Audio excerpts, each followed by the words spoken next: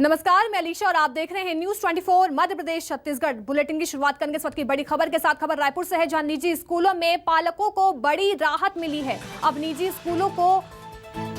स्कूलों की जो मनमानी है वो नहीं चलेगी। निजी स्कूलों को लेकर सरकार ने आदेश जारी कर दिया है। पाठ्य पुस्तक से दी जाएगी निःशुल्क किताबें। बड़ी और अहम जानकारी, जहां अब पालकों को राहत मिलती हुई निजी स्कूलों से अब नजर आ रही है। सितंबर तक जो किताबों की मांग है वो करनी होगी।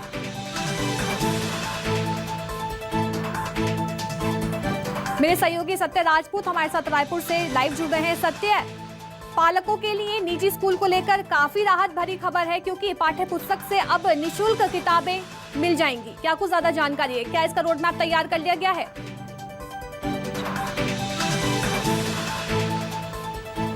देखिए, प्रदेश में जो है निजी प्रकाशकों के पुस्तक के नाम पर जो निजी स्कूल ने लूट मचाया है, क्योंकि अगर हम देखते हैं कई बार हमने खबर चलाया है, मामला को उजागर किया है कि जो है निजी प्रकाशकों की पुस्तक को लेकर निजी स्कूल 1000 से लेकर 5-5 हजार तक के जो पुस्तकें कक्षा 1, कक्षा 2, कक्षा 3, 5 तक के लिए अपने हिसाब से पुस्तकें छापती थी और जो पालकों को लूटते थे। इसको लगाम लगाने के लिए जो शिक्षा विभाग ने एक प्रयास किया है, और अगर ये प्रयास सफल साबित होता है तो बिल्कुल पालकों के लिए बड़ी राहत की खबर होगी और उनको जो खुलेआम इस पुस्तक के नाम पे जो लूटे जा रहे थे, जो धंधा किए जा रहे थे, उसमें लगाम लगेगी।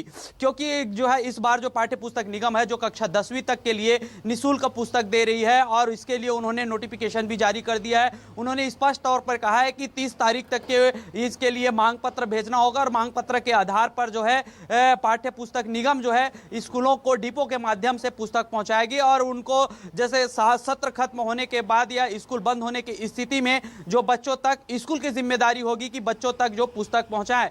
लेकिन इसमें भी एक शर्त स्पष्ट तौर पर रखा गया है कि उसमें कहा गया है जो पाठ्य पुस्तक की जब पुस्तकें पहुंचेंगी तो जो निजी स्कूल के जो संचालक हैं वो निजी प्रकाशकों के पुस्तक का उपयोग नहीं कर पाएंगे, वो पालकों को बाध्य नहीं कर पाएंगे। तो ये बिल्कुल बहुत बड़ी राहत की खबर है। और पालक जो हमेशा शिकायत करते आ रहे हैं, विवाद का जड़ रहा कि पुस्तक के नाम पर, कॉपी के नाम पर जो एक दुकान बता दिया जाता था वहीं से खरीदना है, चाहे वो मूल्य जितना भी लगाए, इसके लिए कोई शिक्षा विभाग के पास तोड़ नहीं था। लेकिन ये प्रयास जरूर किया गया है। जैसे कि उदाहरण के तौर पर बताएं तो फीस को लेकर हंगामा होता था, स्कूलों में ताले दर दिए जाते थे, और लगातार जो लूट जारी था उसको अधिनियम जारी करके रोकने का प्रयास किया गया। कहीं ना कहीं वो सफल नजर आया। किताबें तो दे देगा छात्रों को, और सितंबर तक इसमें किताबों की मांग भी करनी होगी। लेकिन कितने समय के बीचों बीच किताबें छात्रों तक पहुंच जाएंगी? देखिए, पाठ्य पुस्तक निगम ने कल से जो है इसके जो वितरण का कार्य शुरू कर दिया। पहले उन्होंने प्राथमिकता जो है बिहड़ क्षेत्र जैसे दंतेवाड़ा, बीजापुर, इन क्षेत्रों को दिया है, और उसके बाद जो है वो पठारी क्षेत्र से मैदानी क्षेत्र की ओर आएंगे। और जो है पुस्तक वितरण के लिए डिपो को अधिकृत किया गया है। छत्तीसगढ़ में 5 डिपो है, 5 संभाग है वहाँ, और वहाँ के जो 28 जिलों के जो हैं पूरा जिला शिक्षा अधिकारी हैं उनको अधिकृत किया गया है, और वो वहाँ से जो है निजी स्कूल जो है अपना पुस्तक उठाएंगे, और पुस्तक के ले जाने के बाद उनके ही जिम्मेदारी होगी कि वो बच्चों तक पहुंचाएंगे। लेकिन सवाल यहाँ पे एक और भी है, अगर शिक्षा विभाग इसको आदेश जारी करके भूल जाता है तो बिल्कुल इसमें विवाद खड़ा होगा, पालकों और स्कूल फिर एक बार आमने सामने होंगे। लेकिन शिक्षा विभाग को इसमें जिस तरह से आदेश जारी किए हैं उसमें खड़ा होना होगा, और इसमें कार्रवाई करने की जरूरत है, क्योंकि ये सालों से चलते आ रही है। धंधा बना लिया गया था पुस्तक को बेचने का। 5-5 हजार में एक पुस्तक, यहाँ तक MBA से लेकर बड़े बड़े कोर्स का 5000 का मूल्य नहीं होता था। लेकिन यहाँ पे जो प्राथमिक स्कूल है उसके लिए जो पुस्तकों का जो मूल्य है पालकों के जेब काटते थे। 5-5 हजार से इतना ज्यादा रेट था कि पालक परेशान रहते थे, गुहार लगाने पर भी कार्रवाई नहीं होती। ऐसे स्थिति में लगाम लगाना शिक्षा विभाग के लिए एक बड़ी चुनौती होगी। अब देखना यही होगा कि शिक्षा विभाग के पालकों के लिए राहत भरी खबर सामने आ रही है, जहां पाठ्य पुस्तक अब निःशुल्क किताबें देगा। सत्य बने रहिए, आगे भी आपसे खबरों पर लगातार अपडेट हम लेते रहेंगे। एक और बड़ी खबर, जहां दिल्ली में कांग्रेस की आज बड़ी बैठक है। कांग्रेस की बड़ी बैठक में शामिल होंगे सीएम भूपेश बघेल। कांग्रेस मुख्यालय में होगा बड़ी बैठक होगी। बता दें, कांग्रेस के संगठनात्मक चुनाव को लेकर मंथन भी किया जाएगा। कांग्रेस के कई बड़े नेता बैठक में शामिल होंगे। कांग्रेस मुख्यालय में ये बड़ी बैठक होगी। बता दें, कांग्रेस के कई बड़े नेता बैठक में शामिल होंगे। कांग्रेस के संगठनात्मक चुनाव को लेकर मंथन किया जाएगा। कांग्रेस के कई बड़े नेता बैठक में शामिल होंगे, जिसमें खुद सीएम भूपेश बघेल आज शामिल हो रहे हैं। मेरे सहयोगी सत्य राजपूत हमारे साथ लगातार बने हुए हैं। सत्य, आज कांग्रेस की बड़ी बैठक है, एआईसीसी हेडक्वार्टर में बड़ी बैठक रखी गई है, क्या कुछ ज्यादा जानकारी मिल पा रही है इस बैठक को लेकर? देखिए, ये राष्ट्रीय स्तर की बैठक जो है दिल्ली में आयोजित की गई और छत्तीसगढ़ के जो सीएम भूपेश बघेल इस बैठक में शामिल होंगे। इसके लिए वो जो है आज जो 9:15 में जो स्वामी विवेकानंद एयरपोर्ट से वो निकलेंगे और उसके बाद वो 11 बजे वहाँ पहुँचेंगे, दिल्ली पहुँचेंगे। विशेष विमान से वो जा रहे हैं और उसके बाद जो मुख्यमंत्री है 11:30 बजे जो है छत्तीसगढ़ सदन पहुँचेंगे और वहाँ से फिर वो जो बैठक में शामिल होंगे। अब यही देखना है कि जो चुनाव के संबंधित है, जो संगठन के चुनाव है, संगठन को मजबूत करने को लेकर जो तमाम जो एजेंडा है उस पर चर्चा होगी। उसमें क्या कुछ जो है भूपेश बघेल को जो है जिम्मेदारी दी जाती है, क्योंकि हर बार जो बैठकें हुई हैं तो भूपेश बघेल को चाहे स्टार प्रचारक के तौर पर हो या सीधा अगर हम उत्तर प्रदेश के चुनाव की बात करें, चाहे असम की बात करें, उनको कमान दिया गया था। लेकिन इस बार जो संगठन में जो चुनाव की स्थिति है तो यहाँ पे अभी स्पष्ट नहीं है, लेकिन जिस तरह से हर बैठकों में जो निर्णय लिए गए हैं तो हो सकता है इस बार छत्तीसगढ़ के सीएम भूपेश बघेल के राष्ट्रीय स्तर पर कुछ अहम भूमिका मिले, अहम जो है वहां पे उनका रोल निभाने का मौका दिया जा सकता है। सत्य, देखिए कांग्रेस के कई बड़े नेता बैठक में शामिल होने वाले हैं। देखिए, गौर करने वाली बात यह है कि 2023 में छत्तीसगढ़ में विधानसभा चुनाव है और 2024 में लोकसभा चुनाव है, तो क्या इसको लेकर भी चर्चा हो सकती है बैठक में? बिल्कुल, क्योंकि जो है चुनाव एक बड़ी चुनौती हो गई है, चाहे वो पूरे देश में कहीं की बात हो। और छत्तीसगढ़ में विधानसभा चुनाव को लेकर रोड मैप बनाने की भी तैयारी हो सकती है, क्योंकि अभी हाल में जो खैरागढ़ चुनाव है उसमें जो है सरकार होते हुए 20,000 वोट से ही जो कांग्रेस जीत पाई है, जो ज़्यादा वोटों से आकी जा रही थी। तो ऐसी स्थिति में जो है इसका रोड मैप बनाया जा सकता है, इस पर समीक्षा हो सकती है और जो छत्तीसगढ़ के कार्य योजना है उसमें किस तरह से आगे बढ़ना है, जनता के बीच में सरकार को कार्यों को कैसे पहुँचाना है, इन तमाम विधियों पे जो है चर्चा हो सकती है। हालांकि जो है छत्तीसगढ़ के जो योजनाएं देश में उतारे जा रहे हैं, कई सारे राष्ट्रीय अवार्ड भी मिल गए। ऐसी स्थिति में जो है हो सके कि छत्तीसगढ़ के जो कार्यों हैं देश में उतारने की कोशिश की जाएगी और उसके लिए रोड मैप बनाया जा सकता है। बिल्कुल, कांग्रेस की आज दिल्ली में बड़ी बैठक है जिसमें कई नेता शामिल होंगे। बहुत बहुत शुक्रिया सत्या में तमाम जानकारी देने के लिए। चलिए रुख करते हैं अगली खबर का। खबर रायपुर से है, जहां सीएम बघेल ने पर्यटन और संस्कृति विभाग की समीक्षा की। नए टूरिस्ट प्लेस विकसित करने के सीएम ने निर्देश दिए हैं। राम वन गमन पथ के विकास कार्यों की भी समीक्षा की। साथ ही मंत्री ताम्रध्वज साहू और अमरजीत भगत भी मौजूद रहे।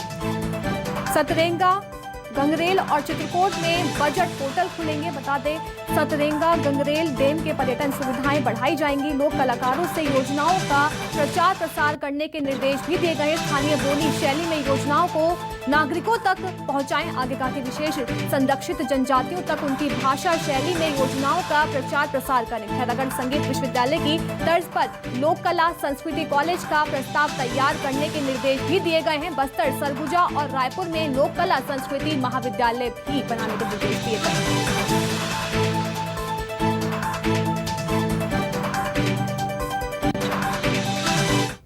केंद्रीय मंत्री अश्विनी चौबे की छत्तीसगढ़ दौरे के दौरान आज कोरबा से अमरकंटक जाते समय जिला भाजपा कार्यकर्ताओं ने गोरेला में गोरखपुर फाटक के पास स्वागत किया, जहां केंद्रीय मंत्री ने बड़े उत्साह पूर्वक सभी कार्यकर्ताओं को विधानसभा और लोकसभा के लिए कमर कसने को कहा। साथ ही उन्होंने बताया कि उनके और अन्य केंद्रीय मंत्रियों का छत्तीसगढ़ राज्य का दौरा इसलिए किया जा रहा है क्योंकि केंद्र सरकार की योजनाओं का राज्य के सभी वर्गों तक उचित क्रियान्वयन हो सके, इसके लिए दौरे हो रहे हैं। में अभी जो ऐसे स्पेशल डिस्ट्रिक्ट्स हैं उनका विकास कैसे आगे हो सकता है, और मुझे जो बगल का जिला जहां मैं वहां से आ रहा हूं, कोरबा जिला अध्यक्ष हमारे साथ में है, तो कोरबा में जो नीचे से 117 में नीचे से 74 पोजीशन, हमें उसको कैसे आगे बढ़ाएंगे। जब वो और भी विकास विकसित हो जाएगा तो हमारा देश भी विकसित होगा।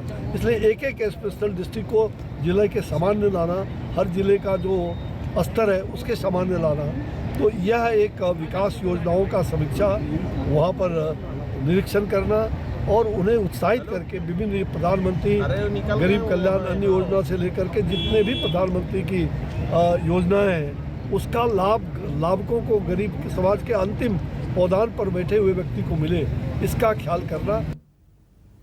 खबर कांकेर से है, जहां योजनाओं का जिले में बेहतर क्रियान्वयन के लिए केंद्रीय राज्य मंत्री ने खुलकर तारीफ की। मंत्री ने आकांक्षी जिला के सूचकांकों में प्रगति की समीक्षा की। जिला पंचायत कांकेर के सभा कक्ष में जिले के अधिकारियों के साथ बैठक की। आकांक्षी जिले के सूचकांकों स्वास्थ्य एवं पोषण, शिक्षा, कृषि एवं जल संसाधन, कौशल, वित्तीय समावेशन और बुनियादी ढांचे में प्रगति की विस्तृत समीक्षा की गई। उन्होंने कहा कि केंद्र और राज्य परिवर्तित योजनाओं का लाभ गरीबों को मिले ताकि वो आत्मनिर्भर बन सकें और उनके जीवन में खुशहाली आए।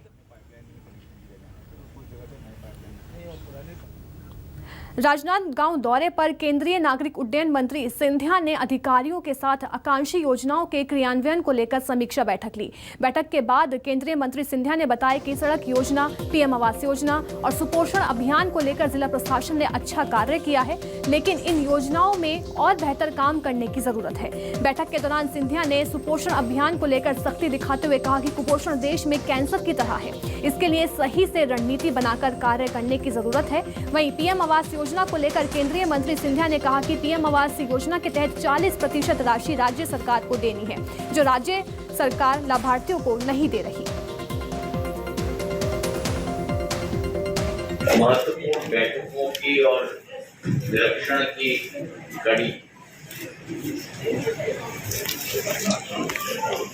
आयोजित की गई जिला प्रशासन के द्वारा। और जैसे आपको विदित है कि प्रधानमंत्री जी की सोच और विचारधारा, ये देश अगर प्रगति और विकास के पथ पर अग्रसर हो तो इसमें कोई भी 130 करोड़ के देशवासी में से कोई भी व्यक्ति पीछे न छूट जाए। छत्तीसगढ़ विधानसभा चुनावों के लिए अब ज्यादा वक्त बाकी नहीं रह गया। ऐसे में केंद्रीय मंत्रियों के छत्तीसगढ़ के दौरे का सिलसिला शुरू हो चुका है। छत्तीसगढ़ में दौरे की शुरुआत पहले बस्तर से की जा रही है। केंद्रीय संचार राज्य मंत्री देव सिंह चौहान अपने 2 दिवसीय प्रवास पर बस्तर पहुंचे। बीते 3 सालों में किसी केंद्रीय राज्य मंत्री का ये पहला बस्तर दौरा है। उन्होंने कहा कि पीएम नरेंद्र मोदी ने नीति आयोग के जरिए देश में 118 पिछड़े जिलों को आकांक्षी बताकर वहां मूलभूत सुविधाओं के विकास के लिए पैरामीटर्स बनाए और इनकी पैरामीटर्स में किए जाने वाले कामों की वो समीक्षा करने आए हैं। इसके अलावा इलाके के विकास की कई योजनाओं को उन्होंने साझा किया। हर गांव में टावर होना, कनेक्टिविटी होना, मतलब दंतेवाड़ा को मुख्य धारा में लाना। क्योंकि अगर टावर कनेक्टिविटी होगा तो वहाँ ई शिक्षा पहुँचेगा, वहाँ हेल्थ पहुँचेगा, वहाँ कॉमर्शियल एक्टिविटी होगी। जो एक टेक्नोलॉजी का आधार आज देश में बना है हर एक्टिविटी का, वैसे ही एक एक्टिविटी का आधार वहाँ कनेक्टिविटी के जरिए पहुँचेंगे। आवश्यकता होने पर फाइबर लगाएंगे, आवश्यकता होने पर जो जो इंफ्रास्ट्रक्चर करना होगा वो भी करेंगे। आवश्यकता होने पर हमारा विभाग जो काम कर रहा है उसके साथ प्राइवेट प्लेयर्स को भी एक विशेष तौर पे हम काम पे लगा के उन एरिया को चिन्हित करके उनको हम बराबर मॉनिटर करेंगे। एक तरीके से ये हमारा दायित्व है। खबर रायपुर से है, जहां राज्य स्तरीय मोर बालवाड़ी का शुभारंभ किया गया। स्कूल शिक्षा मंत्री प्रेमसाय सिंह टेकाम ने इसका शुभारंभ किया। नई शिक्षा नीति में स्कूली शिक्षा में बदलाव आया है। बता दें 3,536 सरकारी स्कूलों में बालवाड़ी खोली जाएंगी और 5 से 6 साल के बच्चों के लिए बालवाड़ी खोली जाएंगी। टेकाम का बयान भी इसको लेकर सामने आया है। इस वक्त हमारे साथ मौजूद है स्कूल शिक्षा मंत्री डॉक्टर प्रेमसाय सिंह टेकाम जी। मंत्री जी, आपसे हम जानना चाहेंगे ये कार्यशाला का मकसद क्या है और कितने संख्या में आज बालवाड़ी आप खोलने वाले हैं? देखिए, बालवाड़ी जो नया शिक्षा नीति जो आई है उसके तहत बालवाड़ी का संचालन करना है और बालवाड़ी का संचालन कैसे हो, क्या प्रक्रिया उसकी होनी चाहिए, उसके संबंध में ये कार्यशाला आयोजन किया गया है। और जैसे प्राइवेट स्कूलों में प्री आपका KG1 KG2 होता है, उसी पैटर्न में सरकारी तौर पर भी हम लोग करना चाहते हैं। तो मतलब बालवाड़ी के जिन जिन राज्यों में संचालन हो रहा है उन राज्यों के एक्सपर्ट भी यहाँ पे आए हैं। कब से ये संचालित होगा? ये संचालित हो जाएगा आपका, हम लोग कोशिश करेंगे कि 16 जून से इसका संचालन हो जाए। इसमें जैसे कि छोटे बच्चे आप बता रहे हैं तो पढ़ाई का कुछ तरीका होगा कार्यशाला में, इसमें कुछ सिखाया जा रहा है क्या मास्टर ट्रेनर लोगों को? नहीं, तो उसमें उसके क्या कोर्स होंगे, किस ढंग से उसकी पढ़ाई होगी। आंगनबाड़ी में जो बच्चे जो रहेंगे 4 साल तक, तो जो 5 साल के जो बच्चे रहेंगे वो जाएंगे आगे बालवाड़ी में जाएंगे। 4 साल तक आपको उसमें रहेंगे, आंगनबाड़ी में रहेंगे, बालवाड़ी में रहेंगे 5 साल के बच्चे, और 6 साल के बच्चे फिर क्लास 1 में आ जाएंगे। क्या आप बताएं, आगामी सत्र से आप प्रारंभ कर रहे हैं तो इसके लिए तैयारी की बहुत ज़रूरी है, तो क्या क्या तैयारी यहाँ पे हो चुकी है? मैंने बताया ना कि हमने चिन्हांकित कर लिया है कि कौन कौन से आंगनबाड़ी और स्कूल हैं, लगभग करीब 5,500 करीब हैं जो एक ही कैंपस में है, वहीं संभव हो सकता है, उसकी तैयारी कर ली है हम लोग ने। कोर्स उसका तैयार कर लिया है, उस कोर्स में और क्या बेहतर हो सकता है जो आए हैं। तो देखिए, मंत्री जी से बातचीत से स्पष्ट है कि जो है बालवाड़ी जो प्रदेश भर में खोला जा रहा है उसके तैयारियों को लेकर ये कार्यशाला का आयोजन किया गया था, और इसमें जो दूसरे राज्य से जो एक्सपर्ट आए हुए हैं उनकी राय शुमारी की जा रही है, और कि ताकि बालवाड़ी में जो बच्चों को फायदा कैसे मिल सके। कैमरामैन चोलाराम के साथ सत्या राजपूत, न्यूज़ 24 रायपुर। अब खबर रायपुर से है, जहां युवा कांग्रेस का चुनाव का कार्यक्रम जो है वो घोषित कर दिया गया है। 41 जिलों में कांग्रेस संगठन का चुनाव होना है और 20 से 28 अप्रैल तक इसका नामांकन किया जाएगा। 2 मई को स्क्रूटनी जारी की जाएगी और 5 मई को नामांकन सूची जारी होगी और 12 मई से मतदान प्रक्रिया शुरू होगी। चुनाव की प्रक्रिया आज से चालू हो गया है। ये सब प्रक्रिया प्रोसेस जो है ऑनलाइन सिस्टम है। पहले नॉमिनेशन होगा, उसके बाद में फिर मेंबरशिप होगा, मेंबरशिप पे साथ ही वोटिंग होगा। वोटिंग का state president, state general secretary, district president और विधानसभा के अध्यक्ष का वोटिंग होगा। ऑनलाइन में ही वोटिंग होगा, जब मेंबरशिप के साथ साथ वोटिंग होगा। ये सब प्रक्रिया जो है मेंबरशिप प्रक्रिया 2 मंथ्स चलेगा। जून 12 तक का मेंबरशिप प्रोसेस कंप्लीट होगा, उसके बाद में 15 दिन के अंदर पूरे रिजल्ट्स का प्रोसेस कंप्लीट हो जाएगा। खबर बिलासपुर से है, जहां 2023 चुनाव को लेकर आपकी सक्रियता बढ़ गई है। आम आदमी पार्टी का पदाधिकारी प्रशिक्षण शिविर किया गया। देवकीनंदन दीक्षित सभाघर में प्रशिक्षण शिविर रहा। बता दें, प्रदेश भर के पदाधिकारी प्रशिक्षण शिविर में शामिल हुए और प्रदेश चुनाव प्रभारी गोपाल राय, प्रदेश प्रभारी संजीव झा प्रशिक्षण जो है वो दे रहे हैं। देवकीनंदन दीक्षित सभाघर में प्रशिक्षण शिविर किया गया। बता दें, प्रदेश चुनाव प्रभारी गोपाल राय, प्रदेश प्रभारी संजीव झा प्रशिक्षण दे रहे हैं।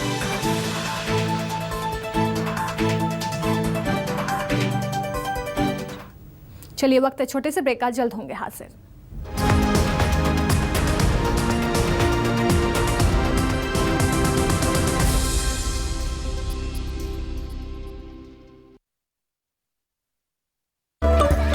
एक्सेल 100 तूने कब ली? नई टीवीएस एक्सेल 100 ETFI टेक्नोलॉजी के साथ सुपर माइलेज, सुपर पिकअप भी।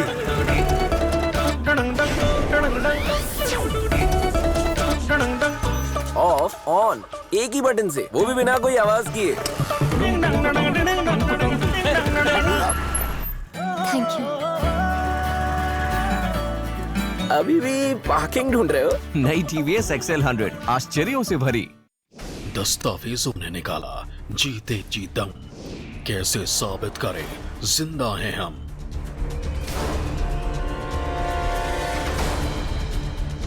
मर गया सिस्टम, जिंदा है इंसान, हमारा सिस्टम सबसे महान। देखिए न्यूज 24 मध्य प्रदेश छत्तीसगढ़ की एक्सक्लूसिव रिपोर्ट, मुर्दा बोलता है।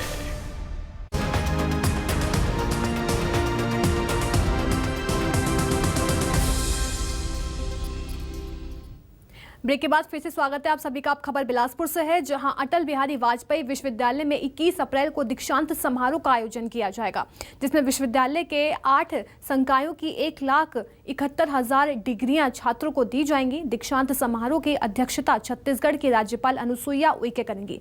दीक्षांत समारोह में बतौर मुख्य अतिथि उपराष्ट्रपति वेंकैया नायडू मौजूद रहेंगे। अटल बिहारी वाजपेयी विश्वविद्यालय का तीसरा दीक्षांत समारोह बड़े धूमधाम के साथ, बड़े उत्साहपूर्वक हमारा विश्वविद्यालय मना रहा है।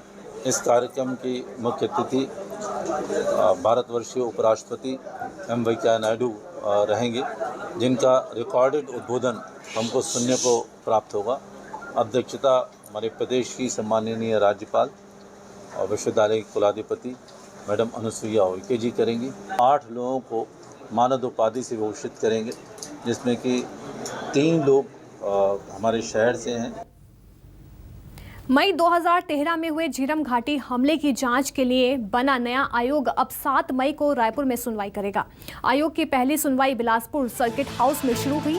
इस दौरान कांग्रेस नेता जितेंद्र मुदलियार और निखिल द्विवेदी की तरफ से एडवोकेट सुदीप श्रीवास्तव और देवेंद्र प्रताप सिंह ने शपथ पत्र पेश किया। वहीं राज्य सरकार की ओर से अधिवक्ता सुदीप अग्रवाल ने शपथ पत्र पेश किया।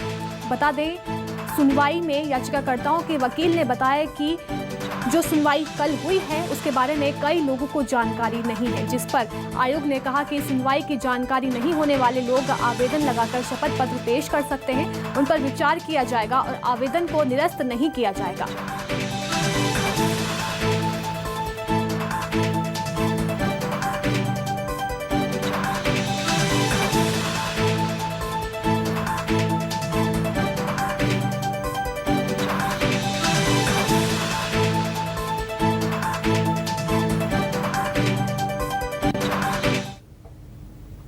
मई 2013 में हुए झीरम घाटी हमले की जांच के लिए बना नया आयोग अब 7 मई को रायपुर में सुनवाई करेगा।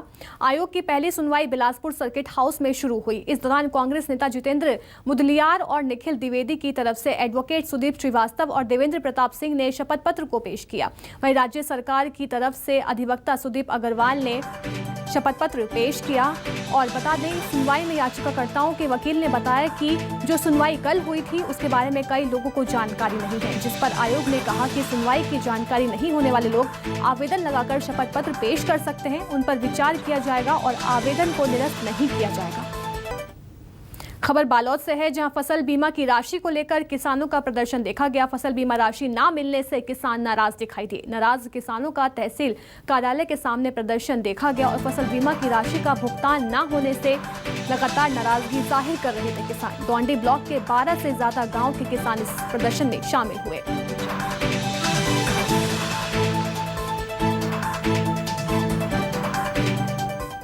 खबर रायगढ़ से है, जहां कोटरा रोड में विधायक पुत्र ऋतिक नायक और उसके साथियों की ट्रक ड्राइवर और पुलिसकर्मी के साथ मारपीट के मामले में नया मोड़ सामने आया है।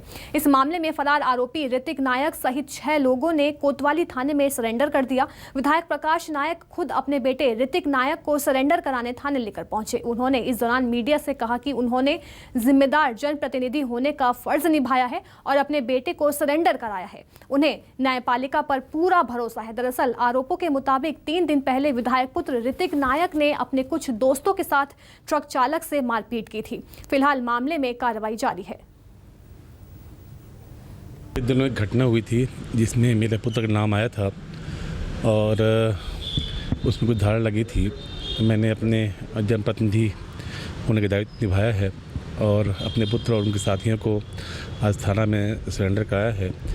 और साथ ही साथ मैं ये भी चाहता हूँ कि इसकी निष्पक्ष जांच हो और एक पिता होने के नाते अपना पिता धर्म भी निभा रहा हूँ। मैं जनप्रतिनिधि धर्म भी निभा रहा हूँ, पिता धर्म निभा रहा हूँ और कानून से ऊपर कोई नहीं है। इस बात का मैं खुद इसको स्वीकार करता हूँ। खबर रायपुर से है, यहाँ के उरला स्थित सरोरा में पत्नी ने अपने पति को मौत के घाट उतार दिया।